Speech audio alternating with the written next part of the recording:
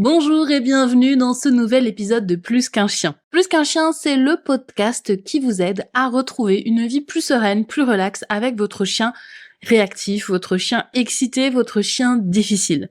Moi, je suis Pauline de Barba, je suis éducatrice canin professionnelle depuis 2013 et je me suis spécialisée dans les chiens difficiles, les chiens compliqués, les chiens agressifs, les chiens excités, bref, ceux qui nous rendent la vie parfois pas simple, mais avec lesquels on a envie et on sait qu'on peut retrouver plus de sérénité, plus de plaisir dans le quotidien. Si c'est votre cas, je suis là pour vous aider. Dans l'épisode du jour, on va répondre à une question qui revient énormément quand on va parler de réactivité. Et cette question, c'est la suivante. Comment réagir quand mon chien réagit ? Et ça, c'est vraiment une question ultra valide et je vais vraiment y répondre dans ce podcast parce que c'est important d'avoir un protocole, une façon de faire quand notre chien va réagir, de savoir comment est-ce qu'il faut que nous, on réagisse, comment est-ce que nous, on doit mettre en place certaines choses ou éviter aussi certaines choses pour ne pas aggraver le problème. Mais avant qu'on aille plus loin et avant que je réponde à cette question de comment réagir quand mon chien réagit, je voudrais déjà commencer par dire quelque chose qui, selon moi, est très important à comprendre. Cette question n'est pas une bonne question. La question « Comment réagir quand mon chien réagit ?» n'est pas une bonne question à se poser. Alors attention, je dis pas que c'est une question bête ou quoi que ce soit. Aucune question n'est bête, toutes les questions ont raison d'être posées. Mais si c'est la première question que je me pose, et si c'est la seule question que je me pose, eh bien, ça n'est pas du tout la bonne question à se poser. Très souvent, quand on a un chien réactif et qu'on débute dans le travail de cette réactivité, on a un peu cette croyance qui va se jouer en nous, qui est que la réactivité de mon chien va dépendre de la façon dont je réagis quand il est réactif. C'est en fonction de la réaction que moi je vais avoir quand il va se jeter au bout de la laisse sur un autre chien, quand il va sauter sur quelqu'un, quand il va essayer de courir après un vélo ou un jogger. C'est la façon dont je réagis qui va faire que la réactivité de mon chien va disparaître. Ça, c'est une croyance qui est très ancrée, qui est très profonde et qui fait qu'on est à la recherche de cette réponse, de se dire eh bien, voilà, si j'arrive à avoir la bonne réaction au bon moment, alors mon chien, il va comprendre et il va changer de comportement la fois suivante et la réactivité va disparaître. Comme si tout ce qui était la réactivité, tout ce qui était lié aux réactions de mon chien à ce moment-là, se jouait uniquement à ce moment-là. C'est la manière dont moi je réagis qui fait que mon chien réagira ou pas les fois suivantes. Donc si mon chien se jette au bout de la laisse, il doit bien y avoir quelque part une astuce, un truc, une technique qui fait que si je le fais, eh bien, ça va régler tous mes problèmes. Malheureusement, vous l'avez compris, ça n'est pas du tout le cas. La façon dont je vais réagir sur le coup a très peu d'impact sur la manière dont la réactivité de mon chien va évoluer. Et c'est contre-intuitif souvent parce que nous, on se dit, ben voilà, c'est là que ça se joue, c'est maintenant. Il faut que j'agisse quand mon chien agit. S'il se jette en bout de la laisse, il faut que moi je fasse quelque chose pour qu'il arrête de le faire les fois suivantes. Et c'est souvent là que la réaction va être de se fâcher, de s'énerver, de mettre un coup de laisse, et qu'on peut aller dans les méthodes coercitives, dans les méthodes où il va y avoir de la violence physique ou de la violence mentale, où on va chercher à punir le chien, à punir son comportement dans la situation qui est donnée. Et là, c'est vraiment quand on a en fait une pensée à très court terme. On a une pensée qui est sur l'instant, où on se dit il se passe un truc, il faut que je réagisse de la bonne façon, et donc en réagissant de la bonne façon, ce truc va arrêter de se produire. Si je fais le lien avec l'épisode numéro 3 sur les tunnels de comportement, si vous l'avez écouté, vous voyez de quoi je parle. Si ça n'est pas le cas, je vous conseille vraiment de le faire parce que c'est en lien très fort avec ce dont on va parler aujourd'hui. Dans cet épisode, en gros, ce que j'explique, c'est que à partir du moment où le comportement s'est produit, le comportement est renforcé par le simple fait que le chien ait choisi de le faire. Donc, si mon chien a réagi, il a fait le choix de la réactivité, il a fait le choix de ce comportement-là, alors le tunnel de comportement devient plus gros, devient plus prégnant, et il y a de plus de chances que mon chien choisisse de faire de nouveau ce comportement la fois d'après. Ce qui veut dire que peu importe comment je réagis une fois que mon chien a réagi, c'est trop tard, mon chien a déjà fait ce choix-là, il a déjà pris la décision de réagir, donc ma réaction sur le coup ne changera quasiment rien au fait que la prochaine fois il sera de nouveau réactif et il aura le même type de comportement. Donc c'est vraiment pour ça que je disais que cette question « comment réagir quand mon chien réagit ?» c'est pas une bonne question. Parce qu'elle se situe trop tard dans le processus de la réactivité. Là, vous arrivez après, vous arrivez une fois que les choses se sont produites et quand bien même il y a des choses à faire, et je vais expliquer après comment est-ce qu'on peut faire pour réagir dans ces moments-là.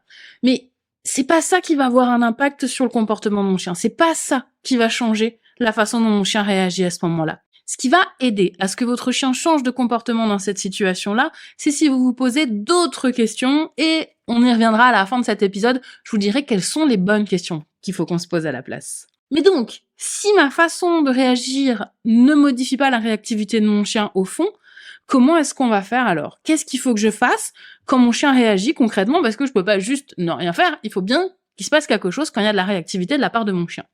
C'est ce qu'on va voir maintenant. Comment est-ce qu'on fait quand mon chien réagit?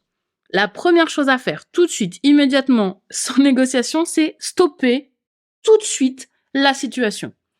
On arrête la situation qui pose problème. Donc, en fonction de cette situation, en fonction du contexte, en fonction de notre chien, il y a plein de façons de le faire. Donc, en gros, on va avoir deux options. C'est soit on enlève le chien de la situation, et c'est tout. Soit on enlève le chien, soit on enlève ce qui fait réagir le chien. L'idée, c'est qu'on veut que ça s'arrête, on veut stopper la réactivité, et on veut que notre chien puisse redescendre, retrouver de la sérénité. Pour que ça fonctionne, il faut le faire le plus tôt possible, dès les premiers signes. Dès que le chien commence à montrer une forme de réactivité, une forme de comportement intense, aboiement, grognement, jeter en bout de laisse, sauter, s'exciter, n'importe quoi qui fait partie des signes que vous connaissez que votre chien va produire à chaque fois, dès qu'on commence à les voir, tout de suite, on arrête les choses. Ça, c'est important d'intervenir très très rapidement, parce que plus le temps va passer, plus l'émotion va monter, plus la réaction va être intense, donc plus j'interviens tôt, moins j'ai d'intensité derrière, plus c'est facile pour mon chien de redescendre après. Deuxième point aussi très important, c'est que à partir du moment où on intervient, il faut que ça se passe le plus rapidement possible. Donc si par exemple, j'éloigne mon chien de l'autre chien qui est en face. Quand je vais m'éloigner le plus rapidement possible. Je vais pas marcher doucement ou essayer d'appeler mon chien, etc. Non, je pars, je m'en vais, j'y vais là, hop, on y va. Donc on fait en sorte que ça se passe le plus rapidement possible, parce que toute forme de lenteur ou d'hésitation va venir réactiver de la réaction chez le chien potentiellement, et donc ça on ne veut pas, on veut vraiment que ça s'arrête et que ça s'arrête tout de suite. Maintenant, vous êtes peut-être en train de penser à une situation et vous vous dites, bah oui, mais moi là, dans cette situation, je peux pas stopper mon chien, ou je peux pas retirer ce qu'il fait réagir. C'est pas possible, je peux pas contrôler la situation, et je peux pas faire ça. Ok, donc si là vous avez en tête cette situation-là, moi la question que j'ai pour vous, c'est pourquoi est-ce que votre chien se retrouve dans cette situation-là? Pourquoi vous faites le choix de mettre votre chien dans un contexte où vous savez que si ça se passe mal, vous avez aucun moyen d'action? Si c'est ce que vous faites, il y a un problème dans la stratégie et dans votre approche de la problématique avec votre chien. Vous ne devez pas mettre votre chien dans une situation où vous n'avez aucun moyen d'agir si jamais votre chien réagit. Donc ça veut dire que le chien peut être par exemple en laisse, ou que je vais dans des endroits où il n'y a pas potentiellement certaines choses qui pourraient faire déclencher mon chien, ou si c'est le cas, eh bien j'ai le contrôle sur ce qui se passe. Bref, c'est à moi de faire en sorte d'offrir à mon chien des circonstances dans lesquelles sa réactivité, si jamais elle se produit, va être gérable pour moi. Donc là, c'est vraiment à voir, encore une fois, au cas par cas. Il n'y a pas de règles, il n'y a pas de façon de faire, de protocole. Il faut vraiment s'adapter à soi et à son chien. Mais je vais vous donner plusieurs exemples de façons de réagir qui vont vous aider peut-être à trouver des pistes par rapport à votre chien. Première façon qu'on peut faire, c'est donc s'éloigner, donc faire demi-tour le plus vite possible et partir. Et ça, c'est vraiment, je pense, hyper important, et il faut être capable de le faire et de le faire très rapidement. Donc ça, c'est une première chose qui va nous aider, faire demi-tour, s'éloigner le plus rapidement possible du truc qui est en face. Deuxième option qui est possible aussi, ça peut être de prendre notre chien dans les bras. Quand le contexte s'y prête, quand la situation s'y prête, si je prends mon chien dans les bras, en général, la plupart des chiens vont se calmer instantanément et vont être beaucoup plus gérables. Donc évidemment, je fais pas ça de but en blanc. Si j'ai jamais porté mon chien, je vais pas me mettre à le porter comme ça, parce que s'il est pas habitué ou s'il aime pas ça, ça va être compliqué. Mais c'est quelque chose que moi j'apprends à tous mes chiens. Tous mes chiens savent être portés parce que de toute façon, c'est nécessaire dans la vie de tous les jours. Si jamais mon chien est blessé, s'il faut que je le mette en hauteur pour faire les examens chez le vétérinaire, s'il faut que je le retienne parce qu'il peut pas marcher, enfin bref, n'importe quelle raison plausible fait que c'est important de pouvoir porter son chien. Donc évidemment, si vous avez un très gros chien ou si vous n'avez pas les possibilités physiques, c'est pas possible. Mais quand c'est le cas et quand c'est possible, c'est vraiment important d'apprendre ça. Donc parfois, il y a des situations où prendre son chien dans les bras, c'est le plus évident. Moi, ça m'est déjà arrivé de me retrouver avec deux petits chiens, donc avec Sunny, ma coquère, et Nila, la berge des Pyrénées face race de ma maman. Donc c'est deux chiennes, voilà, Sunny, elle doit faire 10-12 kilos, et Nila, elle en faisait à peu près pareil. Donc voilà, deux chiens à peu près de ce poids-là. Et de me retrouver avec en face un énorme chien qui nous fonçait dessus, et ben moi, de prendre les deux chiennes sous le bras et de sauter par-dessus un grillage avec les deux chiennes sous le bras, parce que si j'avais, moi, voulu sauter le grillage avec elles auraient jamais pu, parce que pouvoir les emmener en laisse et s'éloigner avec cet énorme chien qui nous fonçait dessus, qui était en liberté, on n'aurait jamais pu se cacher nulle part. Donc voilà, il y a des situations où ça peut être vraiment utile, et c'est important de pouvoir le faire aussi, d'avoir un maximum de possibilités. Ça peut être aussi, quand il se passe quelque chose, de mettre son chien dans une autre pièce. Si par exemple le chien aboie sur un invité, ou s'excite sur les invités, dire ok, là je stoppe, apparemment la situation est trop compliquée pour mon chien réagit, je mets mon chien dans une autre pièce, je mets mon chien ailleurs. Même exemple de mon chien qui réagit sur une personne, c'est je demande à la personne de sortir. Parce que de partir de la pièce, de partir de la maison, d'aller dans un autre endroit, le temps que moi je puisse gérer mon chien. Ça peut être aussi éloigner l'autre chien, de demander à la personne d'en face, s'il y a un autre chien et que c'est ça qui fait réagir mon chien, de s'éloigner avec l'autre chien. Donc vous voyez, il y a plein de possibilités, il y a plein de situations, parfois on peut même les combiner. Je peux faire demi-tour et demander à la personne de s'éloigner. C'est deux choses qui peuvent se faire en même temps. Dans l'idée, c'est que toutes ces options-là, moi, il faut que je les ai en tête, et il faut que je les ai déjà faites avant. Il faut que je les ai travaillées pour me dire, dans cette situation de réactivité, je sais que si je fais ça, ça ou ça, pour mon chien, ça va être ok, parce que c'est des choses que j'ai appris à mon chien. Donc ça, c'est typiquement le genre de choses qu'on apprend dans Relax Max. Faire demi-tour, repartir avec son chien, avoir le chien qui se concentre, mettre le chien dans une autre pièce, tout ça, on apprend ça à nos chiens, en dehors des situations de réactivité, pour que dans la situation qui pose problème, mon chien soit quelque chose qu'il soit capable de faire, en fait. Il l'a déjà fait, il connaît le principe, ça va être plus simple à le faire que si on l'a jamais travaillé ou si on le fait uniquement quand il y a de la réactivité et donc quand le chien a des émotions intenses. Donc ça, c'est comment est-ce qu'on fait sur le coup quand le chien réagit. Donc je vous rappelle, je résume rapidement, c'est je stoppe le truc. Je stoppe la situation le plus rapidement possible. Deuxième chose, une fois qu'il y a eu la réaction et que j'ai stoppé ça, qu'est-ce qu'on fait? Parce que il y a l'instant T de la réaction, et puis il y a ce qui se passe juste après, dans les minutes qui suivent.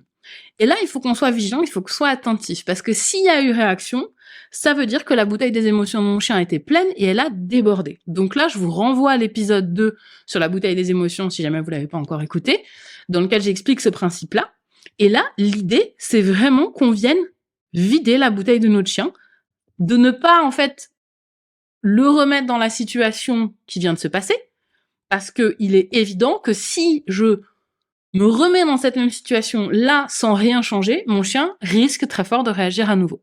Donc avant de remettre mon chien dans cette situation-là, il faut que je m'assure que mon chien il soit redescendu, que ses émotions soient redescendues et qu'il soit bien. Et ça se passe pas en quelques secondes ou en quelques minutes, ça prend plusieurs heures, parfois pour certains chiens plusieurs jours quand c'est très intense.